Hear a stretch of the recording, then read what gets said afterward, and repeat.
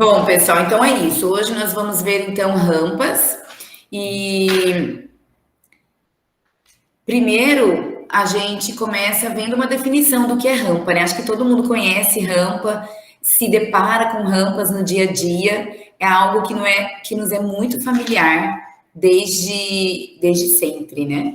Então, a definição de rampa é um plano inclinado, aclive, ladeira, e ela é usada para atender aos princípios de acessibilidade na arquitetura, ou seja, para permitir que os espaços sejam acessíveis a todos os usuários, independente de limitações físicas, motoras ou cognitivas. E ainda permitir circulação de equipamentos dotados de rodas, isso com segurança e conforto, tá? Então, assim, eu acho que esse conceito ele é bem interessante porque quando a gente fala em rampa e escada ou quando a gente fala em acessibilidade, logo a gente pensa no cadeirante, logo a gente pensa no idoso. E aí aqui eu fiz questão de elaborar essa definição que é permitir que os espaços sejam acessíveis a todos os usuários, independente da idade, independente da limitação física.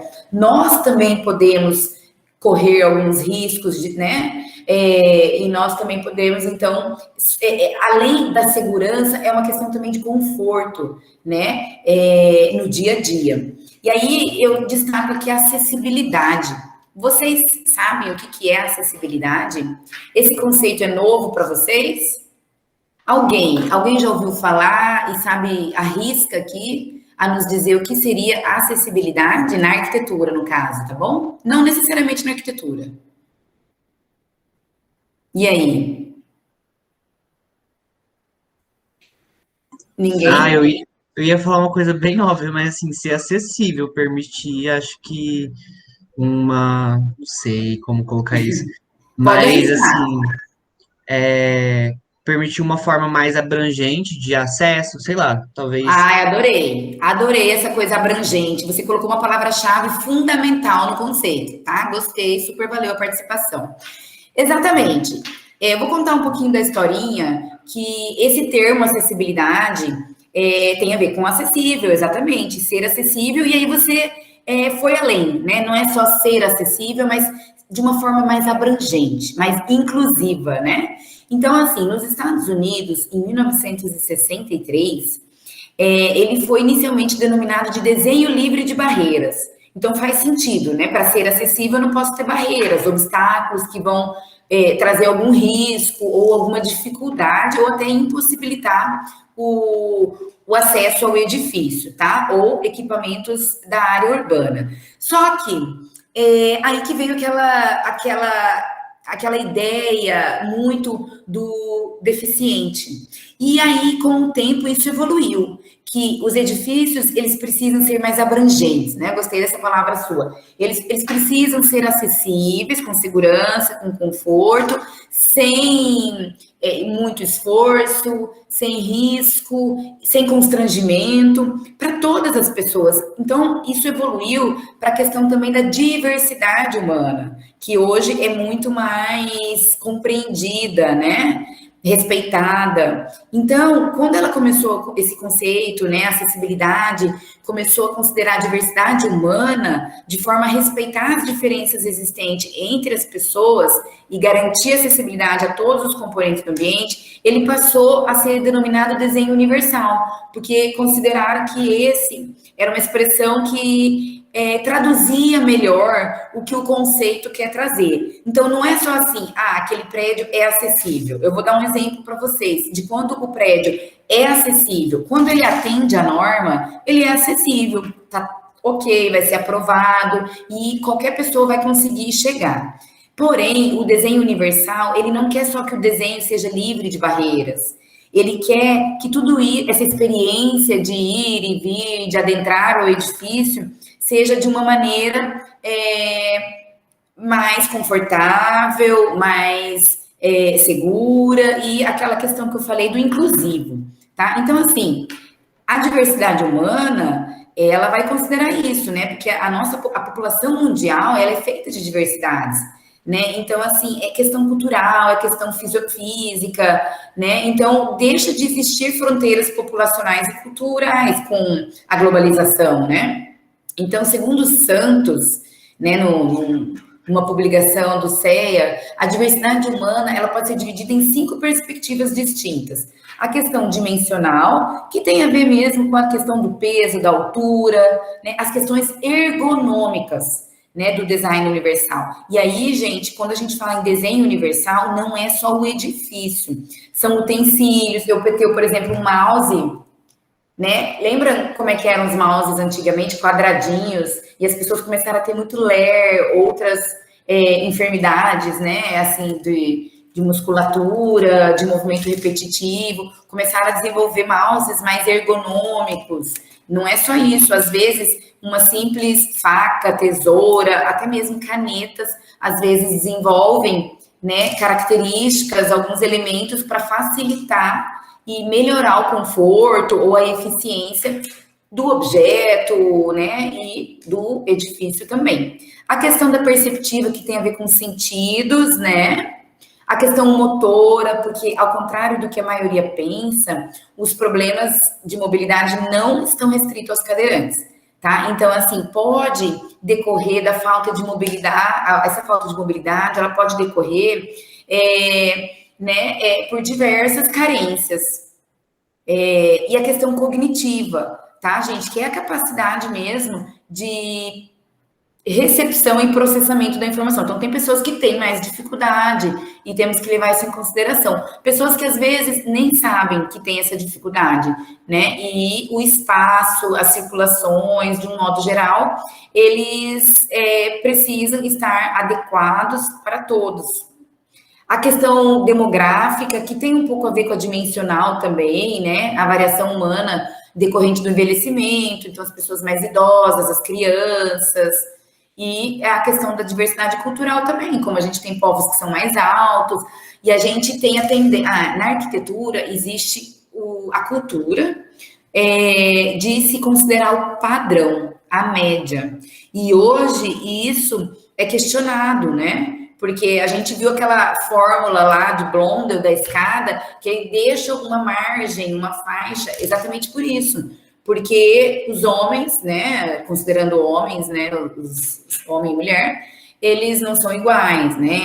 O passo da pessoa não vai ser igual para todo mundo, né? Então a gente vai ter na população crianças, idosos, pessoas mais baixas, mais altas, pessoas com diversas ou dificuldades ou limitações, e muitas vezes a pessoa tem uma perfeita condição física, mas não cognitiva, e ninguém vê. Ninguém vê porque, né, às vezes a dificuldade até de perceber aquele ambiente, a pessoa pode ter. Bom, então aqui... Deixa eu só colocar rapidinho, Simone, uma discussão bastante interessante, né, porque ela nos leva, né, a abrir realmente horizontes. A gente está mexendo, enquanto arquitetos, né, a gente tem que pensar, claro, num ambiente, mas o ambiente, ele vai ser ocupado por pessoas, né? Então, sim, tem que pensar nessa qualidade do pós-ocupação, como que isso vai acontecer, essa qualidade, depois que o ambiente sair do projeto, do que foi pensado, está aqui no mundo real, tamanho real, né? E a própria norma e a própria... como que eu vou dizer, com o tempo mesmo, né, e nos força a pensar sempre com a limitação, né, sempre nos leva a pensar um cadeirante, exato, porque você vai na norma, sempre vai aparecer um cadeirante, mas não é simplesmente por ser um cadeirante, mas talvez porque ele ocupe um espaço maior, e a gente conseguindo atender, né, esse espaço de giro de cadeira, né, da cadeira em si, a gente consiga também atender as demais limitações. Tanto é que o termo até mudou, né? Antigamente, né, se usava, né, deficiente físico, né? Hoje já não se usa mais, né? É portador, né, de necessidades especiais, que vai desde uma deficiência física, né, temporária ou permanente, né? Também tem que pensar na questão temporária, quebrei meu pé, estou tendo que usar uma muleta, possivelmente eu não vou conseguir estar utilizando a escada para ter um acesso, e vou ter que usar uma rampa ou outro meio, né, acessível, né, aquele ambiente. Isso realmente amplia no sentido de estar projetando, né, não simplesmente por querer atender ou dever, né, de atender a uma norma, né, mas de pensar nessa qualidade do pós-ocupação, de quem vai estar utilizando aquele ambiente, né. Só uma Exatamente. É isso mesmo, Flávia. Eu acho, assim, muito importante a gente trazer essas discussões. Porque, assim, a aula de desenho de arquitetura, a gente poderia chegar aqui e trazer a norma, como se faz a representação gráfica, mas a gente procura sempre trazer esses questionamentos e também relacionar os nossos objetivos aqui dentro sempre da prática do arquiteto, da prática de projeto, porque o arquiteto, ainda que ele não pratique projeto no dia a dia dele, lá na frente, na vida profissional, mas ele vai sempre lidar com o espaço, lidar com, né, geralmente com projetos mesmo, urbano ou do edifício, e a gente vê no nosso dia a dia, né, até coloquei essa imagem aqui, para quem acha que a acessibilidade é coisa só de cadeirante. E aí a Flávia tocou no ponto das limitações temporárias. Então, assim, eu posso estar gestante, eu posso estar com o meu pé torcido, eu posso estar com alguma fadiga naquele dia, eu posso estar indo viajar de mala, eu posso estar indo, voltando do mercado com carrinho de feira, empurrando. Então, assim, são situações do dia a dia inúmeras mesmo, que a gente se depara, e assim, a nossa cidade, infelizmente, ela não foi planejada e não cresceu muito pensando no pedestre. Quem tem um estilo de vida que anda a pé, percebe isso muito, né, as dificuldades que tem com os desníveis, que o tempo todo vão estar, né, seja na área urbana ou nos edifícios. Então, é bem legal sempre é muito importante sempre a gente pensar, como eu vou pensar no edifício? Apenas ele ser acessível e atender a norma, a gente vai ver que a norma, ela é muito objetiva, muito clara e muito técnica, mas a gente também tem que buscar soluções que, imaginando esse usuário, né? Esse é a melhor, eu vou trazer uma frase aqui que eu gosto muito, que eu trouxe, que é no próximo slide ainda, né, que vai representar bem o que eu quero dizer. Então, assim, os princípios do desenho universal é que ele deve ser concebido como gerador de ambientes, não é só ambientes, como eu disse, mas também serviços, programas e tecnologias acessíveis, utilizáveis equitativamente, ou seja, de uma maneira igual por todos, de forma segura e autônoma. Isso é importante, gente, pensem sempre nisso no projeto de vocês, que o usuário não dependa dos outros, porque a gente tem uma tendência a falar assim, não posso fazer nada, mas, né, então, assim, é muito pobre, né, pensar assim, a gente tem que pensar que sim, todos devem ser capazes de circular nos edifícios, claro que tem situações extremas, né, que às vezes não será possível, mas na maior extensão possível, né, ainda o texto é claro, sem que tenha que ser adaptados ou readaptados especificamente. Veja só, essas imagens aqui, elas me mostram 3 situações de acessibilidade.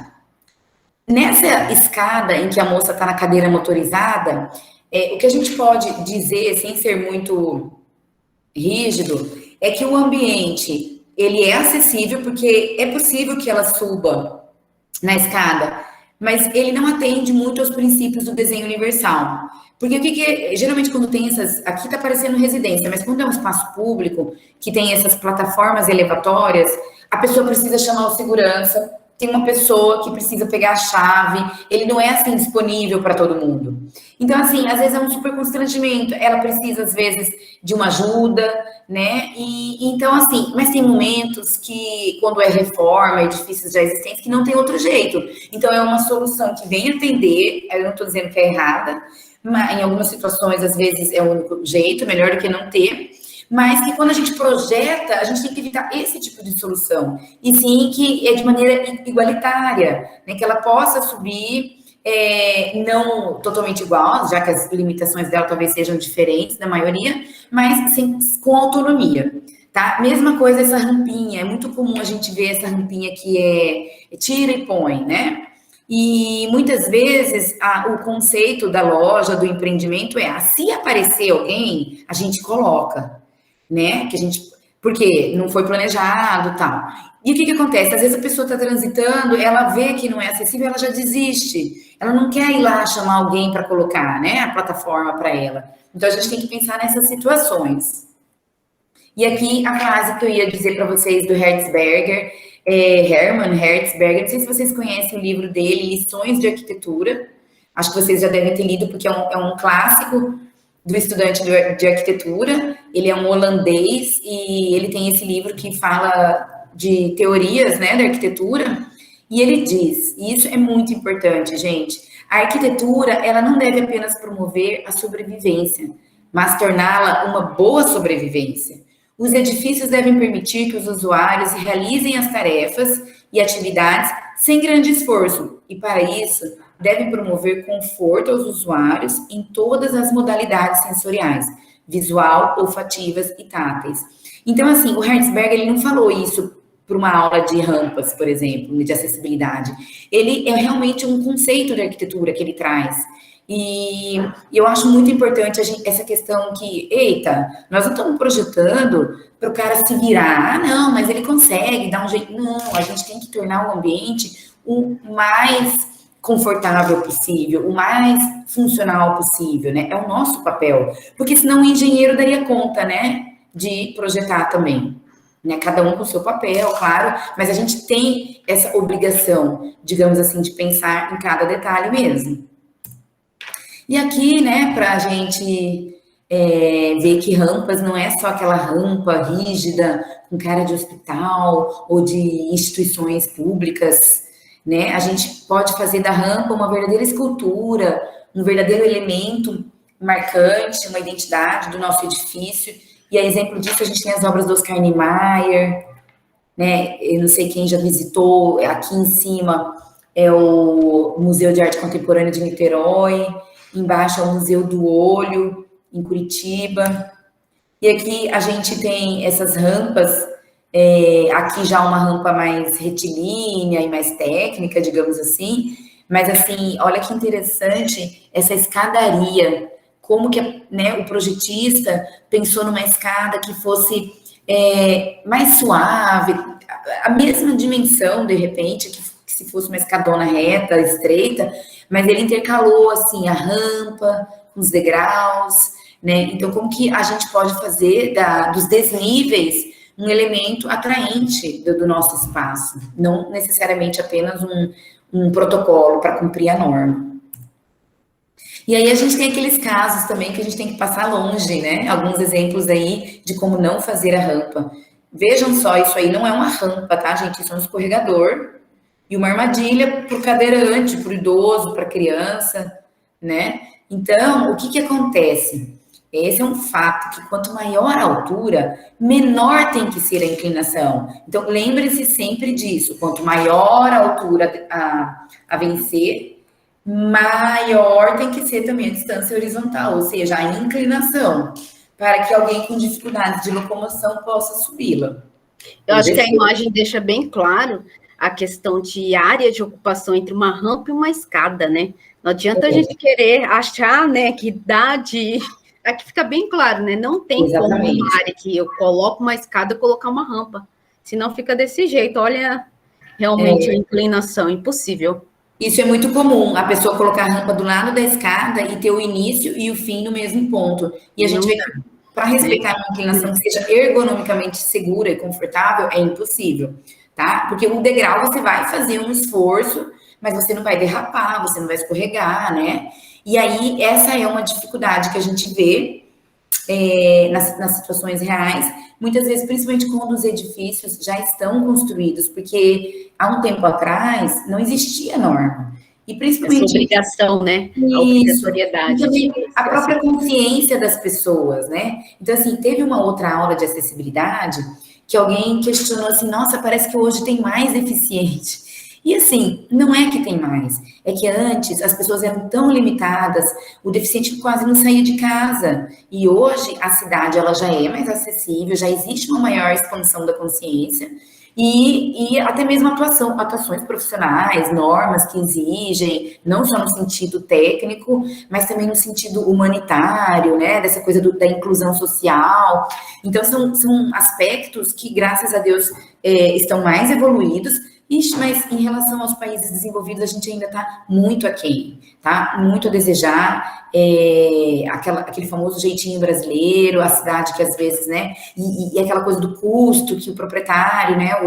Os empreendedores às vezes levam a entender que aquele investimento que às vezes vai ter um custo para ele, mas assim, eu não tenho como não pensar nesses aspectos, né? Bom, gente, então assim, não aprofundando muito nessas questões aí, porque realmente são coisas que particularmente me incomoda muito, né? Então, assim, essa questão da inclusão, a gente tem que ter essa sensibilidade, mas a gente não vai focar tanto nisso aqui. E aí aqui, né, o cadeirante no Brasil, coitado, né? Então ele tem uma escadaria, aí a pessoa para falar que vai cumprir alguma coisa de acessibilidade, coloca uma rampinha que a pessoa não vai conseguir sair dali do mesmo jeito, né? Então quantas rampas que são aí que a gente vê na cidade que não servem para nada. Bom, então assim, toda a nossa aula, a nossa conversa aqui, ela é baseada na NBR 9050, a mesma da escada, que trata de acessibilidade a edificações, mobiliário, espaços e equipamentos urbanos. Então, eu vou trazer alguns itens, itens da norma, que são os mais importantes e relevantes, mas essa aula não substitui a leitura na íntegra da norma, tudo bem? A gente vai trazer alguns pontos que vocês poderiam ter dúvida ao ler a norma sozinhos. Bom, então a gente considera a norma toda a superfície de piso com declividade igual ou superior a 5%. Menor que isso, a gente nem considera rampa, a gente considera um declive muito, muito pequeno, porque precisa ter, né, para a água escorrer, enfim, 2%, isso aí não é uma rampa, tá bom? E os pisos das rampas, eles devem atender às condições do ponto 6.3. Eu coloquei assim, porque quando vocês forem ler o material, vocês vão lá na norma e olha, o que é esse ponto 6.3? Ele não é específico de rampa, ele é para toda a circulação vertical, de escada, então vocês já devem ter lido, que falam dos pisos, que devem atender às características de revestimento, de inclinação e desnível, tá? No item 6.3.2 a 6.3.8, que a gente não quis detalhar muito aqui, senão a aula fica muito maçante, vocês acabam nem processando tudo. Bom, vamos falar um pouco sobre dimensionamento, que para garantir que uma rampa seja acessível, são definidos os limites máximos de inclinação, os desníveis a serem vencidos e o número máximo de segmentos. Gente, então assim, prestem atenção nessa parte, que basicamente todo o conteúdo de rampas, o principal é esse. Eu vou passar essa tabelinha, que é no próximo ainda, aqui só quero mostrar uma representação de o que importa de fato a gente saber, além de alguns outros detalhes, mas o principal é essa tabela que eu vou mostrar. Bom, falando em rampa, primeira coisa que a gente tem que pensar é calcular uma inclinação. Como que calcula a inclinação, gente? Inclinação não é porcentagem. Então, a gente sempre vai ter o 100 aí no meio, tá? E aí, gente, eu quero que vocês entendam que essas fórmulas, elas não precisam ser decoradas. A gente precisa entender o que é porcentagem. 50%. Eu não tenho uma relação de uma medida vertical por uma medida horizontal. Então, eu tenho uma relação de uma medida no plano vertical por uma distância no plano horizontal. Na verdade, é regra de 3, tá? Então, a inclinação ela vai ser sempre a altura que eu tenho entre um nível e outro, é o vão a vencer, vezes 100, porque a gente quer achar porcentagem, então é por 100, tá? Dividido pelo comprimento. E é claro que eu posso fazer o inverso. Eu posso achar o comprimento que eu vou ter da minha rampa se eu sei a porcentagem que eu preciso atender ou que eu quero atender, tá? Então, aqui, o I é a inclinação, expressa em porcentagem, por isso que eu preciso colocar vezes 100. H é a altura do desnível e C é o comprimento da projeção horizontal. Gente, aqui vocês já conseguem ver uma representação gráfica de uma vista superior de uma rampa e uma vista lateral, tá? Então, aqui a gente já consegue ver a representação das setas, a representação que eu tenho que ter a indicação do IC, que é a inclinação, as cotas, tá? E aqui eu mostrando já uma vista lateral, e nesse caso, olha só, cotada, tá?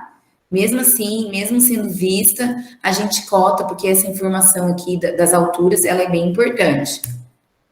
E aqui tá a tabela que eu questionei, que eu falei, que a gente tem que seguir essas 3 situações. Ou, se eu conseguir fazer uma rampa de até 5% de inclinação, gente, 5% é assim, eu tenho 1 metro de desnível para vencer, para 20 metros de projeção horizontal de rampa.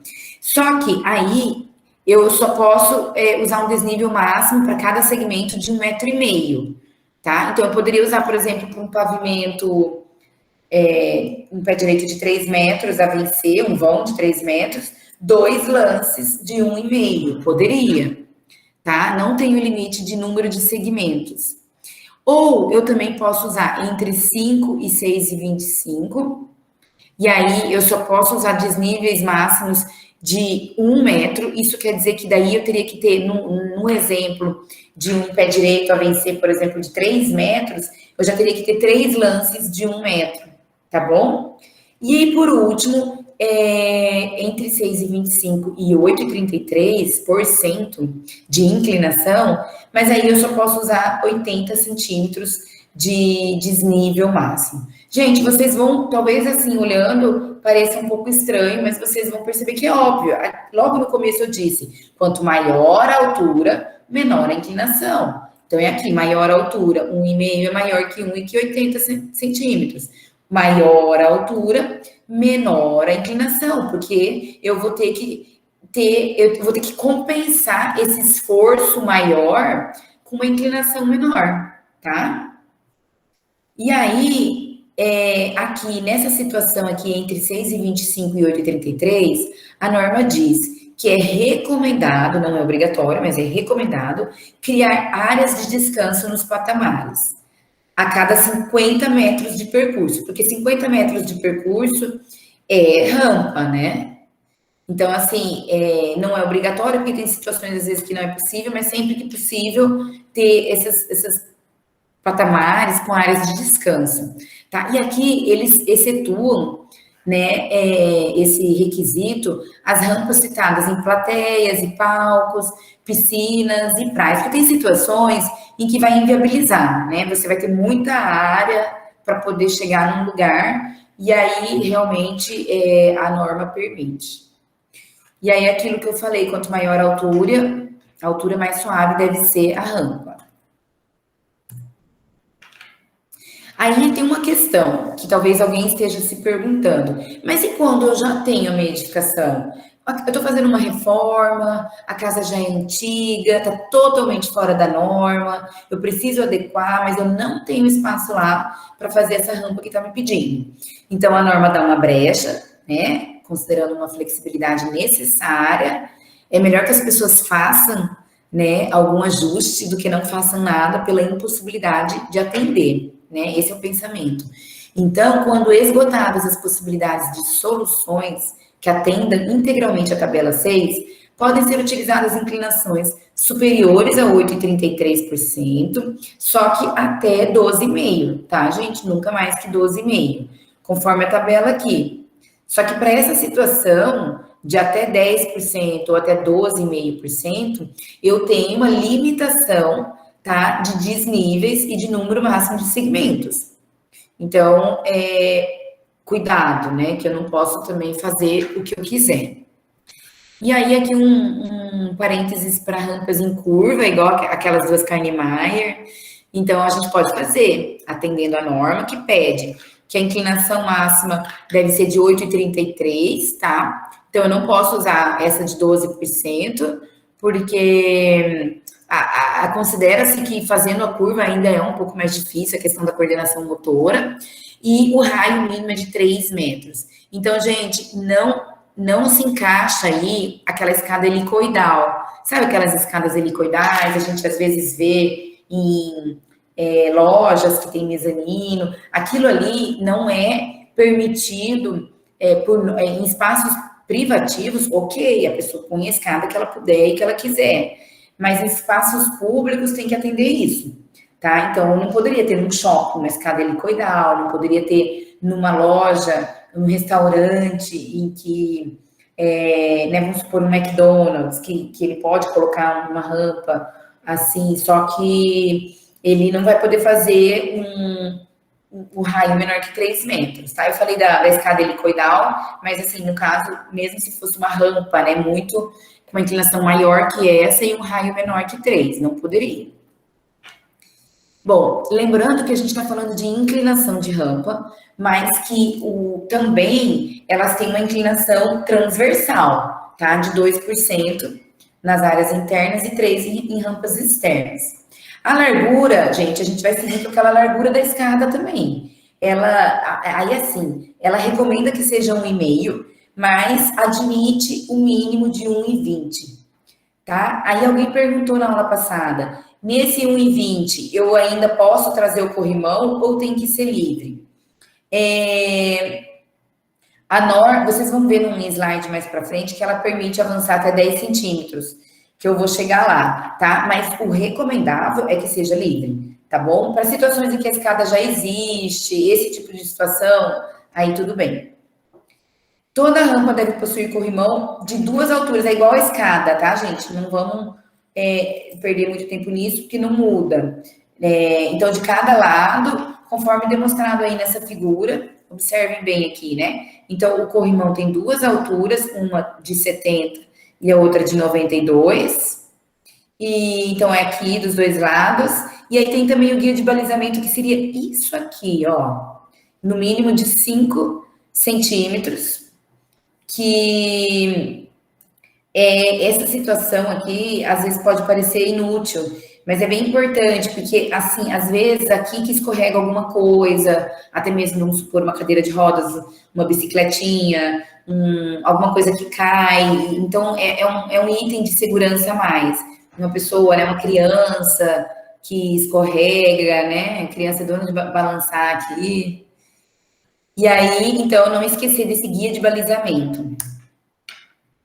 E aí, isso aqui é só para reforçar, tá? Que o piso deve ser antiderrapante também. Então, o corrimão nas 2 alturas.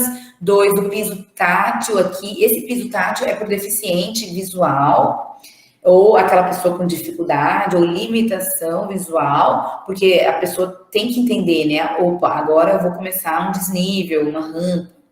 E também o guia de balizamento, que é aquele detalhe que eu mostrei no slide anterior. E aí tem uma questão também da cobertura. A norma, ela não estabelece que a rampa deva ser coberta, porque a rampa, assim, a norma, ela precisa ter esse cuidado com as restrições demais, né? Se a gente restringe demais, às vezes fica mais difícil as pessoas cumprirem a norma. Então, assim, obrigatório não é, mas lembrando que sempre que possível é melhor para ela não se tornar escorregadia, tá? Bom, o que esse slide traz de informação é que, assim, mais uma vez sobre a largura. Professora, mas 1,20, digamos que vocês estejam projetando lá na disciplina de projeto e estão com espaço assim, bem apertado e 1,20 não vai caber. Pode ser 90? Não. Para um projeto novo, não.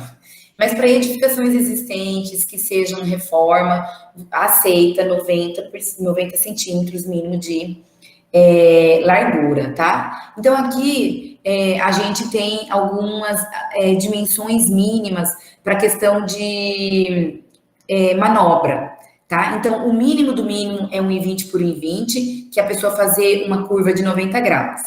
Para fazer de 180, eu já preciso de 1,20 por 1,50, né? Porque aí ele tá de um lado, vira e para chegar do outro lado é mais um pouco. Para ele fazer o giro completo de 360 graus, eu já preciso de um diâmetro de 1,5. Tentem sempre que possível inserir esse diâmetro de 1,5, tá? Mas isso, gente, é algo a mais que a gente trouxe que não é só da rampa. Isso é para circulações de um modo geral, tá? Então, quando eu tenho deslocamento, porque aqui eu estou no eixo, mas quando eu tenho mudança de direção, né, uma manobra com deslocamento, aí eu preciso considerar um pouco mais. Então, assim, eles aceitam 90 centímetros quando é uma indicação existente e 1,20 para projetos novos, tá? E aí aqui é basicamente isso. E aqui, se eu já estou pensando num deslocamento, eu tenho que tomar cuidado com isso. Aí ele acaba sendo um pouco maior, tá? Aí tem várias situações, né? Se eu tenho espaço para fazer essa distância aqui, ó, eu tenho um lance de rampa aqui, aí eu venho para cá, aí para cá. Se eu tenho a possibilidade de deixar essa distância maior que 1,20, eu posso deixar aqui com 90, que é o mínimo que o cadeirante ele passa, né? Mas se eu não tenho, então dá quase elas por elas, porque se aqui é menor que 1,20, entre 60 e 1,20, porque menor que 60 não pode, aí eu tenho que deixar aqui um pouquinho maior, tá? Então 10 centímetros a mais aqui, com 10 centímetros a mais aqui, já foi 20. Porém, aqui no meio eu posso deixar menos, tá? E aqui outra situação com deslocamento de 1,80, que aí eu já preciso, né, em vez de 1,20 por 1,20, já prever uma folga maior aí de 1,50 por 1,90. Bom, tudo isso, gente, da onde que as pessoas tiraram? Da onde que a norma tirou? Ergonomia, medidas das dimensões humanas, testando, né? É o que chamam de área de manobra, né? Aí eles prevêem esse tamanho maior para conseguir, de forma segura e confortável também, né?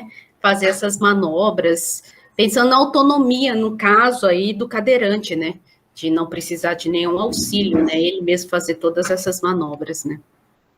E assim, é engraçado quando a gente projeta, a gente vê às vezes essa norma, essa solução de deslocamento, de circulação vertical, como um obstáculo, porque ele é um item do que vai emperrar o nosso projeto, né? Digamos assim. Então, sempre quando a gente vai resolver rampa, escada, a gente precisa tomar um cuidado. E quando a gente se conscientiza, imagina as pessoas que vão usar, né? Que como que eu fazer tudo muito no limite. Às vezes eu faço no limite, atende a norma, mas eu vejo assim, poxa, mas não vai ser melhor a pessoa poder andar naquela rampa e se sentir convidado, se sentir seguro. É igual aquelas imagens que eu trouxe, daquelas rampas bonitas, largas, com uma inclinação suave, né? É diferente de você ter que subir num patamar mais alto, digamos assim, para adentrar o edifício e vai, volta, vai, volta, vai. Sabe? É diferente, mas claro que cada situação é uma situação, nem sempre a gente consegue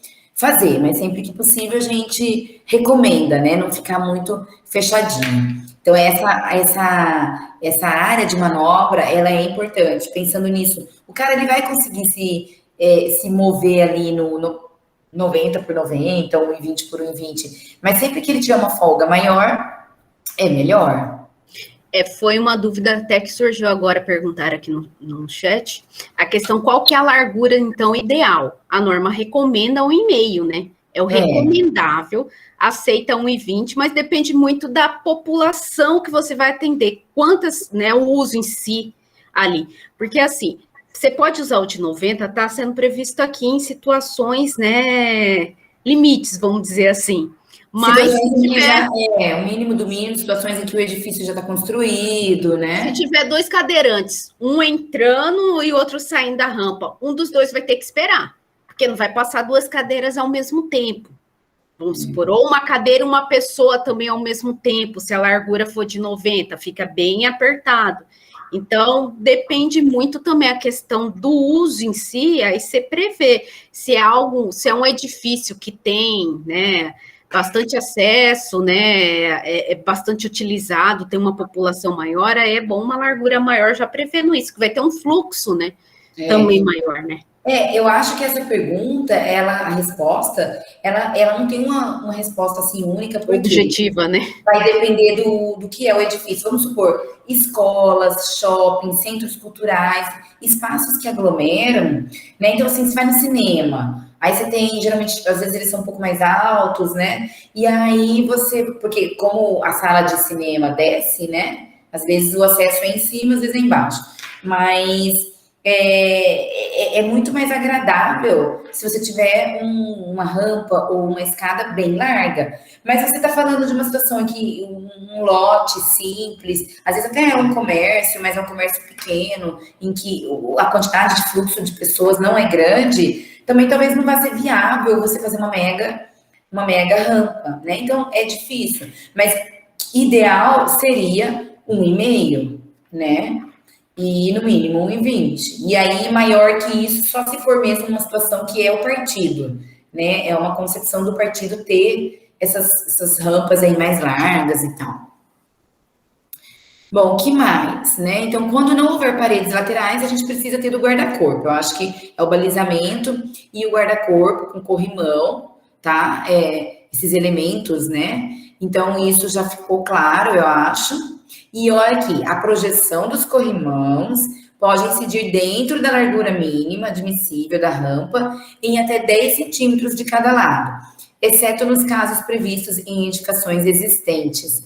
Então, é assim, gente, na verdade, eu acho que a norma, ela é um pouco confusa nesse aspecto, porque lá na frente ela disse que o espaço tinha que ser livre, e aqui ela está colocando como se fosse um parênteses. Ah, tudo bem, a gente permite que vocês adentrem aí 10 centímetros. Sabe o que acontece? Geralmente, a pessoa, quando vai fazer o projeto de arquitetura, não coloca o corrimão. Então, assim, a gente está projetando um edifício e tem aquelas escadas de saída de emergência. Aí, 1,20, 1,20. Ninguém coloca 1,5 num edifício. Não coloca, porque vai ser um custo mais oneroso para aquela construção, para aquela escada de emergência que às vezes você passa uma vida sem usar, né? Mas ela tem que estar ali, né? Mas então eles colocam no mínimo mesmo, e não está errado. E aí o corrimão é uma coisa que vem depois no detalhamento. E aí as pessoas esquecem, né? Que o ideal seria 1,20 livre, então já teria que falar 1,30, por exemplo, ou 1,40, mas é permitido, tá? Então tudo bem. Sobre os patamares. Bom, os patamares no início e no término das rampas devem ter dimensão longitudinal mínima de 1,20, tá? Então, não pode ser menor que 1,20. E entre os segmentos de rampa, devem ser previstos patamares intermediários com dimensão longitudinal mínima de 1,20. Eu não posso fazer um patamarzinho de 70 centímetros. Ah, mas a cadeira cabe ali. Não, eu tenho que ter 1,20, tá bom? E eu tenho que ter também, quando a gente tem mudança de direção, a minha rampa subiu, eu tenho um patamar, e aí agora eu mudei de direção. Aí, se a minha escada tem 1,5, aí o patamar também tem que ter 1,5, tá? Então, 1,20 seria o mínimo, mesmo que eu tenha 90, vamos supor, né? Então, quando eu mudo de direção, eu preciso manter essa largura. E um outro detalhe para quando a gente tem portas nos patamares. Então, a área de varredura da folha, né, do giro, não pode interferir na dimensão mínima do patamar. Então, eu tenho que ter a área do patamar e a projeção da abertura da porta além, fora, tá? E aquela inclinação transversal, que é de 2% para as rampas internas e 3% em rampas externas, tá bom? Para a gente não esquecer. Só queria colocar, volta só um pouquinho, só para colocar a questão do patamar inicial e final. É obrigatório o uso. Eu não posso fazer uma rampa que ela chegue já num corredor ou na área de circulação. Eu tenho que ter esse patamar necessariamente tanto no início quanto no final dessa rampa, em ambos os lados. Os intermediários aí é conforme a inclinação, como a gente já viu naquela tabela. Mas o inicial e final, independente dessa inclinação, tem que ter. Eu não posso simplesmente sair da rampa já direto para uma área de circulação, às vezes está passando, tem um fluxo grande de pessoas ali, né? Aí está passando, então tem que ter essa área, né? Esse patamar que vai funcionar, tipo, uma área, né, de escape, alguma coisa nesse sentido, para não entrar no fluxo, né, na circulação de forma direta, né? Não pode. Imagina um carrinho, porque a gente acaba dando o exemplo do cadeirante. A gente fala tanto que não é só o cadeirante, né? Mas assim, vamos pensar aqui, se ele sobe e ele já está aqui, e aqui eu também preciso de uma circulação livre. A não ser que isso fosse maior que 1,5, então eu já teria o espaço da circulação e a rampa desce aqui, aí poderia atender, né? Mas eu tenho que pensar nisso, que a Flávia acabou de explicar. Se ficou claro para vocês? Que às vezes está passando alguém, mesmo outro cadeirante, aí o cadeirante que está na rampa vai ter que esperar numa rampa, inclinado, entendeu? Então, e às vezes realmente dá, a gente não pensa, mas às vezes dá um acidente, uma pequena, né? sim. Por exemplo, hospital, por exemplo, a enfermeira está passando, a camareira, não sei como é que chama, a copeira, que vai levar um carrinho, uma bandeja cheia de lanches ou bebidas, e aí vem alguém, pá, bate, né? Então tem os inconvenientes aí. E no início, né, tem a questão do impulso, a mesma coisa da escada, que tinha aquele corrimão de 30 centímetros, a mesma coisa, né? Para você pegar esse impulso e iniciar, né? Eu não vou fazer isso numa área de circulação. Então, tem que ter essa área justamente para estar, né, iniciando esse processo de subida, né? Exato.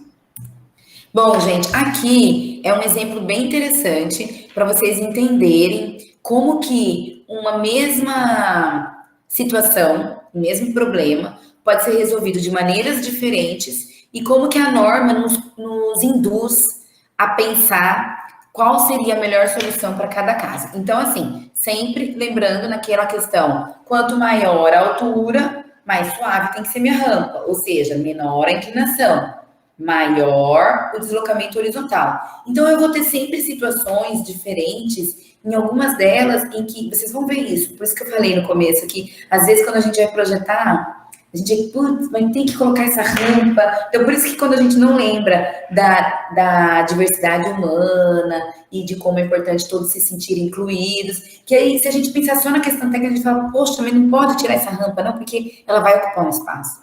Ela vai, você queria colocar um jardim, você queria colocar mas você vai ter que colocar a rampa, entendeu? Então, é melhor a gente ser amiga da rampa, trazer, inventar uma bonita, inventar uma coisa que ela fique integrada ali. Então, olha só essa situação. Vamos supor, quando não se tem muito espaço para fazer uma rampa contínua, é possível trabalhar com segmentos, sempre colocando patamares entre eles e seguindo aquela tabela que também estabelece um número limite.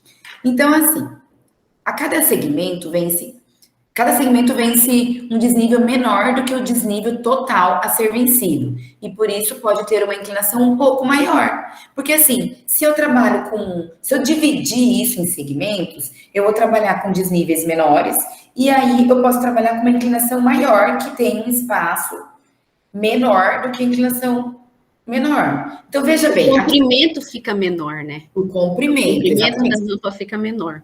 Entendam projeção horizontal. Isso. Não, então, assim, vamos dar esse exemplo aqui de 16 metros de rampa na projeção horizontal para vencer 1 metro.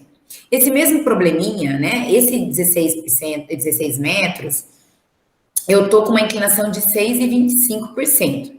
Essa mesma rampa poderia ser resolvida, em vez de eu vencer um lance só de 1 metro de desnível, 2 lances com 50 centímetros. E aí, ao invés de usar 6,25, eu já posso usar 8,33, que vai me dar uma distância menor. Mesmo eu tendo um patamar no meio de 1,20, né? Porque no primeiro momento você pode pensar assim, não, vou ter que colocar patamar, vou ocupar mais espaço. Mas não, como eu pude usar uma inclinação maior, a projeção horizontal da rampa ficou bem menor. Então, nesse caso, eu somei os 2 segmentos, mais o patamar de 1,20, deu 13,2 metros, menor do que 16 metros do lance único. Entendeu? Lembrando que a gente vai fazer, né, e a fórmula nos dá a partir dessa escolha de inclinação e o desnível, né, que a gente quer vencer, o comprimento, né, que dá na fórmula, né, que nos mostra, não conta o patamar, é só comprimento de rampa, né, de inclinação.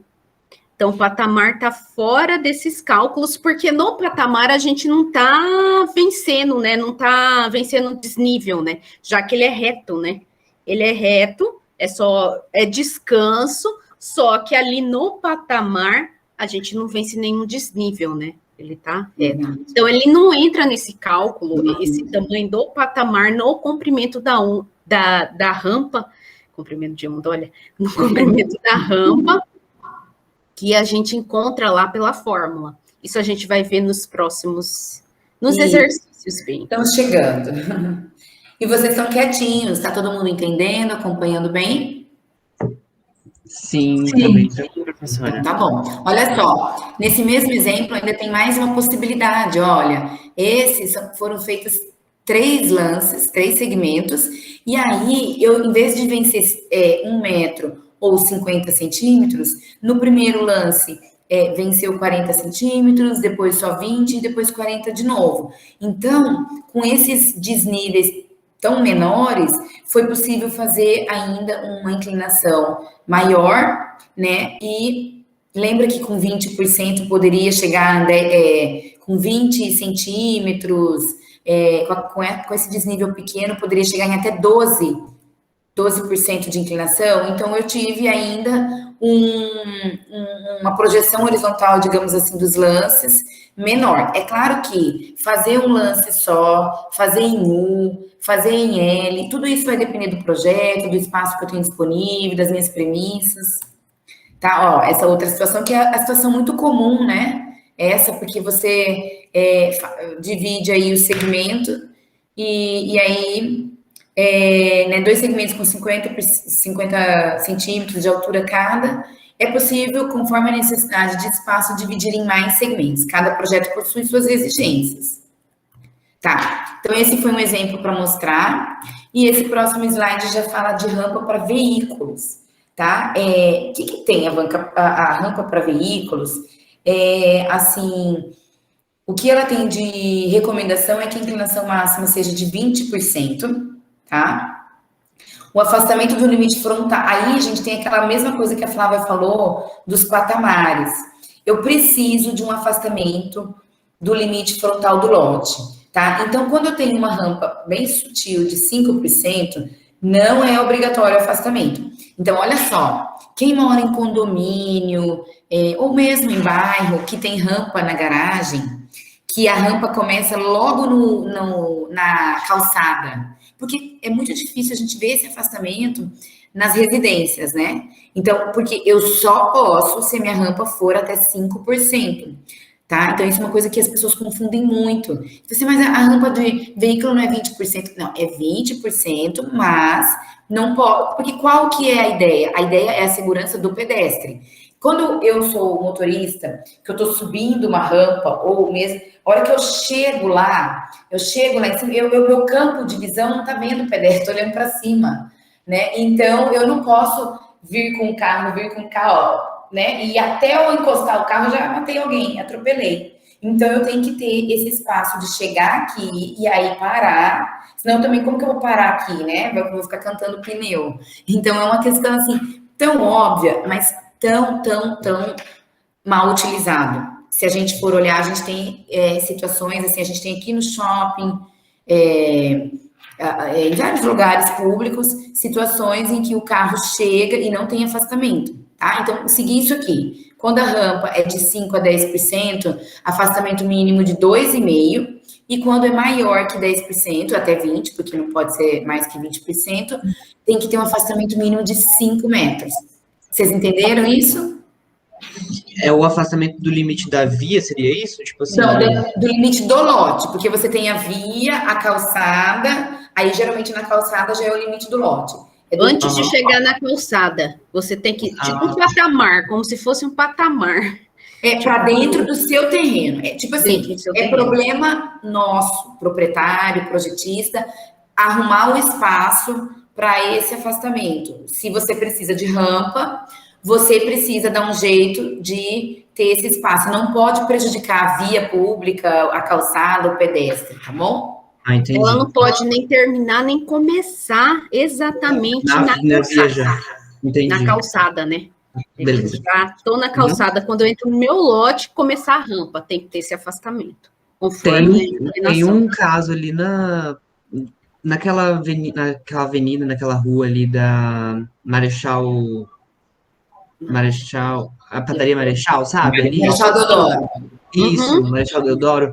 Tem um prédio ali que a rampa é assim, que é tipo assim, saiu da Ó, calçada já entra na rampa. eu vou te falar, eu vou fazer o contrário. Me dê um exemplo do certo.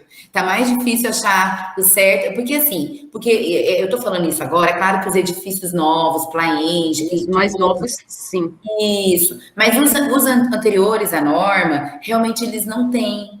E aí a gente vê muita situação na cidade. E às vezes edificações que são bem transitadas, bem frequentadas, e a gente vê essa situação, tá? Então, vocês podem fazer como exercício prático, livre, observar isso na cidade, onde eu tenho. Nossa, mas aqui, vocês vão ver um monte. Tem até aquele sinalzinho, né, que toca quando a garagem abre. Fica piscando, né? É por causa disso, porque a maioria não tem esse afastamento, então já coloca ou pisca-pisca ou um som, um alarmezinho, que é exatamente devido a esse perigo que é do carro saindo de uma rampa, de uma garagem ou não, diretamente na calçada, tá bom?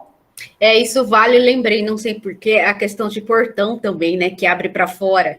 Eu já Isso. vi alguns Nossa. vídeos, o pedestre tá passando, de repente o portão abre, assim, tipo basculante, né, e não dá de ver, também é um perigo, tem que prever, né, nesse sentido, né, que tem gente passando ali na rua, a rua é pública, né, a calçada, né.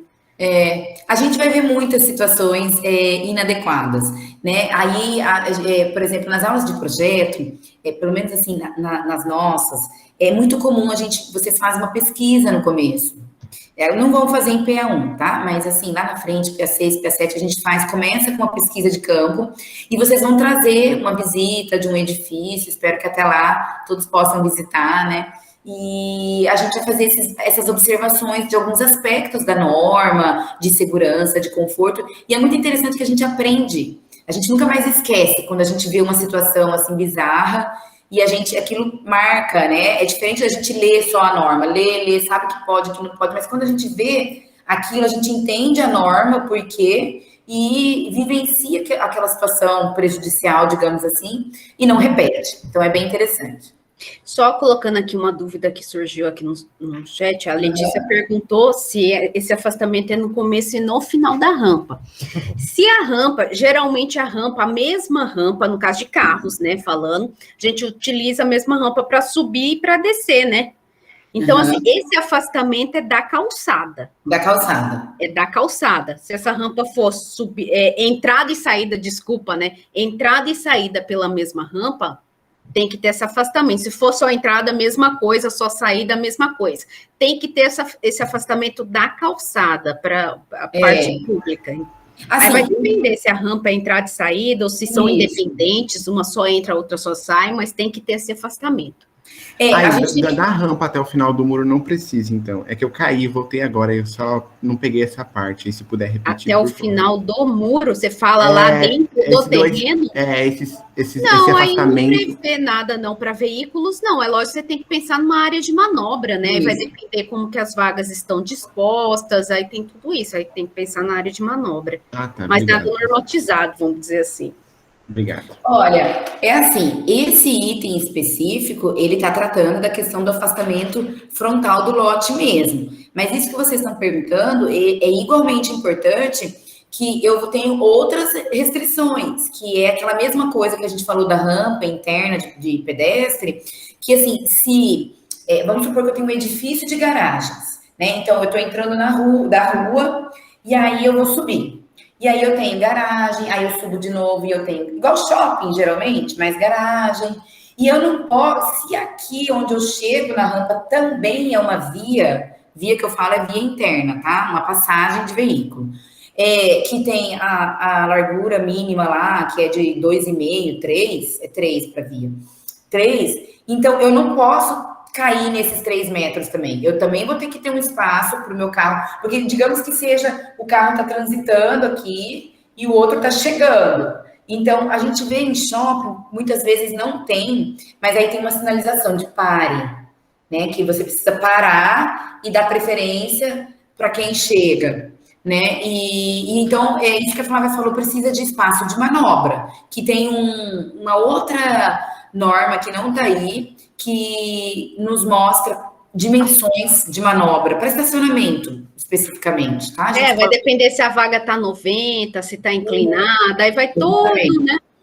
É outra norma. Isso, é um outro assunto que a gente vai ver ao longo do curso, não ao longo da nossa disciplina, tá? Mas eu posso trazer também para vocês. Aí estão perguntando se aquela rampa de carro lá do Três Américas, a circular, acredito eu, se está dentro da norma. Ixi, tá sendo gravada a aula, hein? Tinha que tirar as medidas. Ela não é confortável. Pessoal, isso pode falar. A rampa do Shopping Três Américas, ela é bem questionada. Eu nunca medi a inclinação. Eu também não. Mas ela não está dentro, uma coisa é certa, ela não está dentro da norma nesse quesito do afastamento. A rampa começa na calçada, isso eu acho que todo mundo já viu. Tanto é que eu tenho dificuldades pela minha estatura, quando eu tô subindo, que eu chego, porque você pode chegar no subsolo, e aí quando você chega na calçada, você sempre acha que você vai acertar alguém, porque não dá para ver. Ali no subsolo, né, você fala, Isso. né? A saída ali quase sempre é um risco, Isso. Agora, o raio de curvatura, eu não sei dizer se tá errado, porque talvez seja 20%. Parece, às vezes, que é mais. Parece. Eu não Mas sei. eu já Mas posso muita gente pega ali a rampa, você vê as marcas ali, quando você passa aqui, já carro que, né, arranha ali, tem. Mas, enfim, pode ser que esteja no mínimo, né? Às vezes o mínimo, tratando do mínimo, é possível o carro passa, tudo, mas não confortável, né? Com uma certa segurança. Considerando que ele foi construído numa época em que a legislação de hoje de jeito nenhum não atende, inclusive aonde ele foi implantado, né, que ele tinha córrego e tudo mais, essa questão da rampa na calçada, eu acredito que a inclinação, não posso dizer, mas eu acredito que o raio esteja menor, tá? Porque talvez ele esteja com aquele raio de 3 metros, mas acho que não é para veículo, 3 metros que a gente viu aqui é da rampa de pedestre, né? E aí eu não sei também a questão de patamares, né? Se seria necessário, porque ali é diretão, você começa e vai, né? Então, assim, não está totalmente, principalmente nessa questão do limite do lote, mas não sei em relação à inclinação, tá bom? Ok. Bom, gente, cálculo da inclinação da rampa. É muito simples, porque a gente até já mostrou. Primeira coisa, a gente vai ter várias situações. Quando eu estou projetando em que eu já tenho o desnível, eu já conheço o desnível a vencer, e a norma me diz a porcentagem que eu tenho que usar, então assim, eu quero a porcentagem, né, de 8,33, que é meio que o padrão, assim. Então eu já sei a porcentagem, já sei o desnível, agora eu preciso saber o comprimento. Ou então, ao contrário, deixa eu ver se essa rampa que tem aqui, vamos medir a rampa lá do Shopping Três Américas. Então, eu vou pegar, eu vou lá, eu vou medir, vou pegar, mesmo que em curva, eu vou pegar a extensão dela, a altura, e vou ver que inclinação que tem. Então, é a regra de 3, né? Sempre eu vou ter o desnível dividido pelo comprimento, tá? Ou seja, 0,09, né, por cento, né? Então, é 9%. Tenham sempre em vista, gente, eu acho que eu vou mostrar aqui, ó, que tá, peraí. Tenham sempre em vista isso. Vejam se vocês conseguem ver. Peraí que eu vou só pegar aqui. Se eu tenho, igual aqui na minha tela, 9 centímetros de altura em 1 metro, ou seja, 9 metros para 100 metros de distância horizontal, eu tenho 9 por 100, não é? 9%. 9 por 100. Então, se eu tenho essa referência, eu não preciso decorar, eu faço regra de 3. Eu tenho 9 por 100, se eu quero manter essa mesma proporção, ou seja, essa mesma porcentagem, e eu conheço ou a minha distância horizontal ou a minha distância vertical, eu acho a outra incógnita. Então, sempre que vocês tiverem dúvida para calcular a inclinação, não lembro a fórmula, não lembro qual que divide pelo quê, é só pensar nisso. Quanto que eu tenho... Vou fazer aqui mais perto, tá bom? Quanto que eu tenho de distância horizontal e quanto que eu tenho, né, de distância vertical, que é o H, e quanto Abaixa que a câmera só um pouquinho, prof, por favor.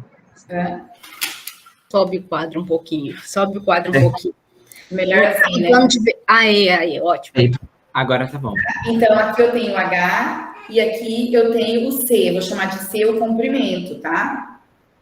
Então, independente de eu decorar a formulazinha, né? Que a inclinação, ela é o H sobre o C. Mas eu tenho que entender por que isso. Porque eu tenho vamos supor, 9%. Eu tenho 9 metros, eu vou colocar metros, tá? Por 100. 9 por 100. Então, a relação de 3 é 9 por 100. Mas agora, eu vou fazer uma rampa que não é 9 metros, é 3 metros. Só que eu preciso seguir essa mesma inclinação. Então, vai ser 3, mas quantos por cento, né? Então, eu sei que o X vai ser, né? Aí eu faço a regra de 3, né? 3 vezes 100 é 300, dividido por 9, né? Então, é assim que a gente acha a inclinação. Peraí, deixa eu saber se eu fiz certo. Fiz certo, isso. E aí, a gente faz por 100. Então, às vezes, o aluno confunde, inverte, e aí eu vejo que, mas espera lá, é só colocar ali, fazer um croquis do que é a altura, do que é a distância. Se, né, esse 9% é 9 por 100, mas o que eu tenho, eu já sei, eu tenho uma das incógnitas, o que eu preciso achar? E aí a gente faz a regra de 3 e compara. Mas na dúvida, é isso aí. E quando é o contrário, né? Cálculo do comprimento da rampa. Então, a gente define a inclinação máxima, ou a inclinação que a gente quer usar, e aí vai ser o desnível dividido pela inclinação, tá? Então, para uma rampa com inclinação de 10%, vencer um desnível de 1,20, o comprimento vai ser 12 metros, porque é 10%. A altura vai ser 10% da distância horizontal, né? No de 10% é sempre fácil, né? Mas a gente tem que ter sempre essa relação. Tudo bem? Aham. Bom, então aqui a representação gráfica, tá? Que é uma representação de projetos de arquitetura, também é normatizado. Basicamente, mostrar sempre o nível do início e o nível do final. Indicar a seta com um círculo pequenininho no ponto em que inicia e a seta finalizando no final. Isso é importante. É muito comum a gente ver seta mostrando só o sentido, mas é importante colocar essa seta exatamente na extensão que é a rampa, para a gente entender que aquela linha, ela é realmente a linha que marca o início do plano inclinado.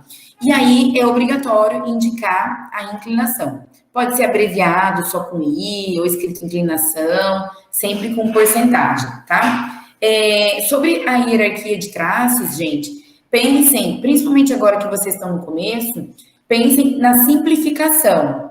Eu sei que quando a gente faz uma vista superior,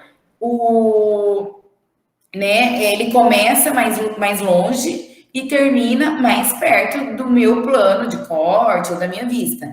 Só que a gente vai considerar sempre, basicamente, 3 espessuras de traço, o fino, o médio, o grosso, no máximo mais uma intermediária para reforçar alguma coisa, ou 2, não mais que isso. Então, não precisa fazer um degradê, porque ele está subindo. Mesma coisa nas escadas, tá? Então, assim, o que eu tô vendo no piso, eu faço uma linha fina. O que eu tô vendo, por exemplo, do guarda-corpo, que naturalmente, tanto no começo quanto no final, ele é bem mais alto, eu faço um traço médio. E depois, quando eu estiver fazendo um corte, eu preciso de traço grosso para representar o elemento em corte. Então, basicamente é isso, tá? Essa seta também, só tomar cuidado com a hierarquia de traços para não confundir com a própria rampa, porque em todos os lances essa seta vai aparecer, em todos a parte curva, né, da rampa, né, se ela tiver mais de um lance, né, geralmente tem, né, a gente coloca patamares, né, para ocupar menos espaço por tudo que já foi explicado. Então, ela tem que ter uma diferença de traço da rampa, Senão você olhando vai ficar um monte, assim, várias linhas, né? Aí acaba deixando o desenho bem confuso. Eu diria que, então, a gente pode combinar aí, que é bem interessante, 4, porque eu acho que a linha fina dos elementos da arquitetura, ela ainda deve ser mais representativa do que as linhas auxiliares. O que são as linhas auxiliares? São essas setas, o próprio nível. Então, a gente pode deixar o mais fino de todos para essa seta, depois o fino, que é as linhas de piso, depois o intermediário, que é guarda-corpo, ou algum elemento que ali, né, uma mureta, alguma coisa assim, e o grosso para os elementos de corte. E esse mais fininho também para achuras, né, para não ficar um desenho muito pesado. Então, 4 a gente vai ter, tá bom? Aqui a representação já em corte, né, a gente vê a linha grossa, a achura já é bem mais... Às vezes vocês podem também, é que a gente não vai usar aqui, mas diferenciar cores, né? Para símbolos, para cotas, para achura, mas a gente vai usar aqui só o grafite mesmo. E a questão da estrutura, que foi uma dúvida, né, na questão de escada, né, como representar essa estrutura? Aí tem N formas, né, de ter saídas, às vezes, nos patamares colocar pilares, às vezes um pilar central, ou às vezes, como no exemplo aqui, né, com uma rampa bem simples, né, início e final ali com a parte de terra mesmo, né, ou posso, se a rampa for menor, tá preenchendo ela, né, também com terra. Aí tem N formas que não é o caso, né, do assunto em si, né, aí a saída, já pensando nos exercícios, aí cada um pode dar, né, Simone, a sua saída, né, em termos estruturais, né, falando em termos estruturais. Sim.